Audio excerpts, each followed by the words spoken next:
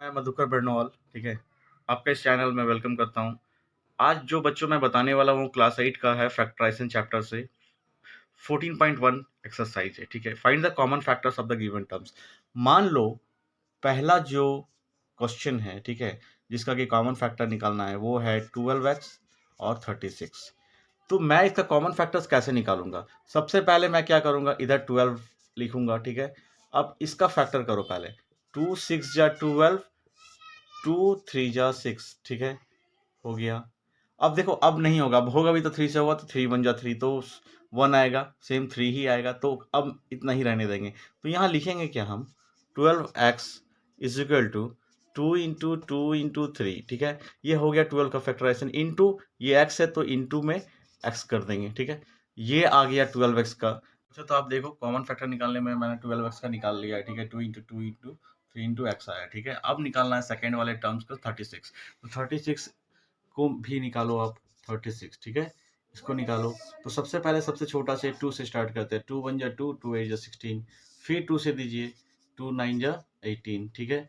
अब देखिए 2 से नहीं लगेगा, जब 2 से नहीं लगेगा तो 3 से देंगे, 3 3 जा 9। अब हो गया, क्योंकि 3 से अगर देंगे तो 1 आएगा, फिर 3 ही रह जाएगा, तो इतना पे ही छोड़ देते हैं। तो अब 36 का भी मैं यहाँ पे लिख देता हूँ। तो 36 का मैं यहाँ पे लिखूँगा, ठीक है? फैक्टर मैंने कैसे किया आप देख लिए। तो बच्चों ये आपको ध्यान रखना है कि पहला जो दोनों नंबर ये जो है इसको मैं क्या करूंगा, पहला नंबर को फैक्टर करूंगा, दूसरा नंबर को करूंगा। तो दूसरा नंबर को जब मैंने किया तो क्या आया, 2 इंटू 2 इंटू 3 इंटू 3, राइट?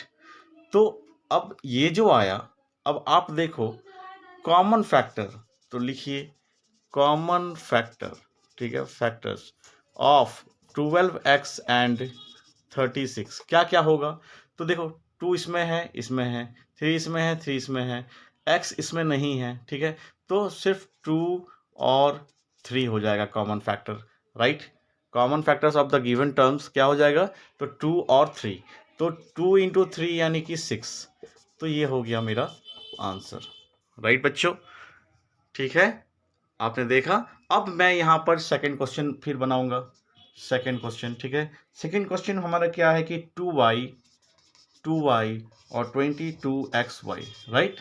इसका क्या करना है, सेम यही process, find the common factors of the given जो टर्म्स दिया हुआ है। तो टर्म्स मेरा ये इस बार है 2y और 22xy। तो मुझे कॉमन फैक्टर्स निकालना है इसका। तो मैं कैसे निकाल सकता हूँ, तो आपको पता है यहाँ पर 2y है, तो 2y को हम क्या लिख सकते हैं, 2 इंटू वाई लिख सकते हैं, राइट? अच्छा, सेकंड क्या है 22xy।